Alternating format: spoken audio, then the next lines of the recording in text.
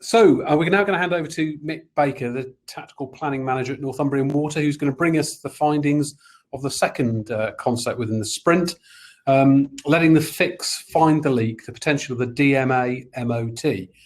This particularly addresses the increasing difficulty in finding those smaller and ever smaller leaks and the associated cost of repairing them that Dennis sort of brought out. And it's something that we all need to kind of address as we drive towards meeting those ever tighter leakage reduction targets, which is really exercising, I know, many of our leakage teams. So over to you, Mick. Thanks, Peter. Good afternoon, everybody. The next presentation is going to cover the second leakage sprint team, called myself the Squirts. This group were asked to explore the opportunities that emerging gel repair technology could present the UK water industry as we look to tackle our leakage challenge. First slide, please, Andrew.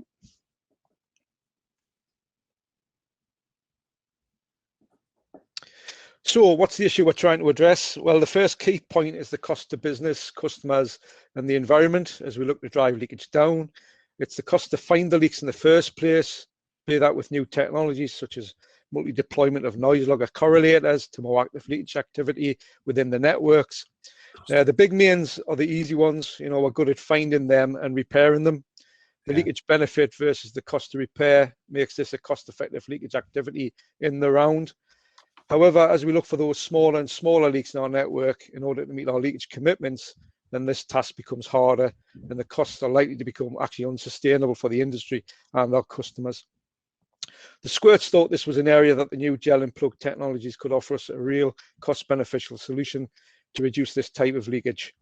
Why can we not just repair everything in one go regardless of the leak location or the size? So the Squirts propose find and fix version 2, which is around replacing the traditional find and fix activity by just letting the pipe repair find and fix the leak. So if we consider that in a little more detail, why the industry actually needs to change that current find and fix approach now. So the first point is really around affordability for customers. Customers and our regulators want us to provide a great service, but at an affordable cost. So we must become more efficient in how we deliver that service. We have some very stretching leakage targets. It's fair to say that this is starting to really push the boundaries that we as an industry can deliver. And that's a good thing, as at times like this, when we're being pushed out of our comfort zones, that we become more receptive to doing things differently. The cost to find and fix of smaller and smaller leaks using our traditional approach is going to become uneconomical. Costs to repair leaks are also increasing with the introduction by local authorities of highway permits, etc. The truth is we just can't afford to repair all the leaks we need to hit our future leakage aspirations. It's going to be unaffordable and too disruptive unless we do something different. So we think the Squirts thought we were actually reaching the limit of our traditional approach to find and fix.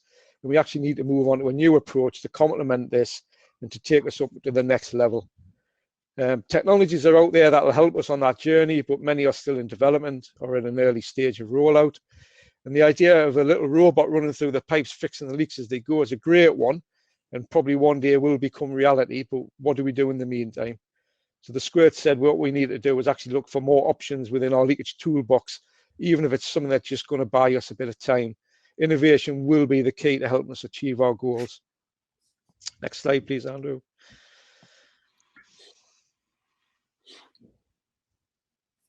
A bit of lag there. So we came up with a concept of a DMA MoT, so which is a regular health check and service, much like we do with our cars, but let's apply that principle to our DMAs. So we're talking about the advanced servicing of our mains within the DMAs using pig and gel technologies.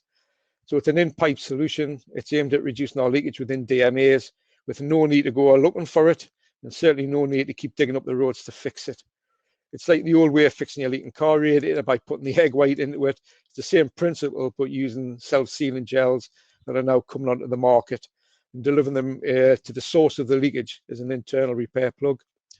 So the group believed that gel plugs could deliver that as a new concept of the DMA MoT, and the benefits we think would be quite significant. We think we would say lower costs and disruption to customers and the public, of fixing smaller and smaller leaks in a more cost-effective way without digging up the streets. It defers the need for full-scale network replacement, so it buys us some time.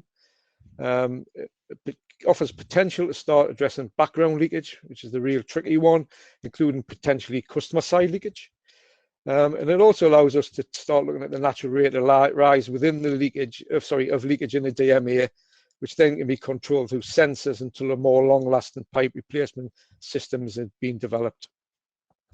So all this can be part of your service and your DMA, so we deliver better leakage management, your find and fix activity, periodic reduction in low-level background leakage. But also don't forget about the water quality benefits as well. So incorporate it with boundary valve management, your mains flushing, all aimed at reducing your appearance contacts, your taste contacts, etc. So it's about monitoring your assets condition and the performance so that when the time's right, we can service the DMA and maximize the life and performance of the asset. This approach will mean we need to consider the way we design and install our water distribution networks and DMAs going forward, as this ensures our ability to insert and remove gel plugs can be considered as business as usual.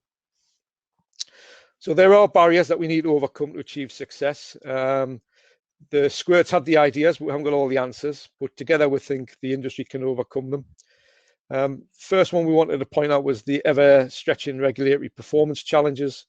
But this journey that we're on will not just need to involve the water industry, but all those who regulate us as well. Innovation brings opportunity, but this will require us all to think differently. And we've got a couple of examples there. So the 3-hour interruptions is a common industry performance measure, but that could potentially stop innovation dead in its tracks. So new products may offer the customers better levels of service within an affordable bill, but maintaining compliance to some of the common measures does prove challenging. So IDS is a great measure when it comes to a pipe burst because it ensures we get the focus on getting customers' water back on as soon as we can. But for planned activities such as this, do we need some regulatory relaxation that's going to enable us to deliver this type of activity safely and effectively for our people, our contractors and our customers? Challenge out there for water quality compliance and new products against the regulatory quality framework. That presents a challenge.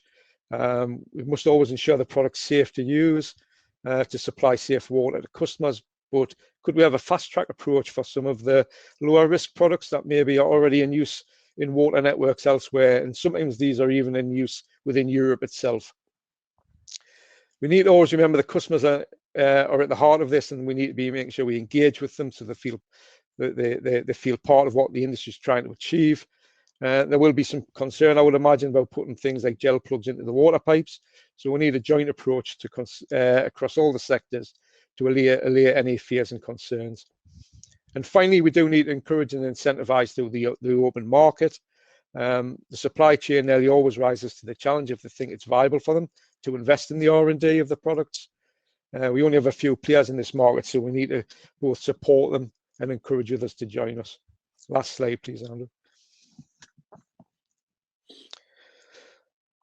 So within the BQ and BQ3 teams, we're now exploring how we move the sprint concept forward. We've opened up discussions with suppliers and we've started to develop a roadmap of activity that's going to start allowing us to develop this MoT concept to become reality. It's clear to those involved that this will require close collaboration, not just with UCWIA, but within the water companies, the regulators, suppliers. There are UCWIA research initiatives already planned, such as the benefits to be gained from the use of novel pipeliners. So we can explore the opportunities that they present in supporting the DMA concept. So to conclude, the Squirts believe that properly managed, the concept of a regular DMA MoT using technology like gel plugs could deliver the industry a cost-beneficial solution to tackle those smaller and smaller leaks we need to find in a more cost-effective and environmentally acceptable way. So we need to move away from open, disruptive excavations on our streets to a silent street works approach. And that's going to be for the benefit of all current and future generations of customers. Thanks. Thank you, Anne.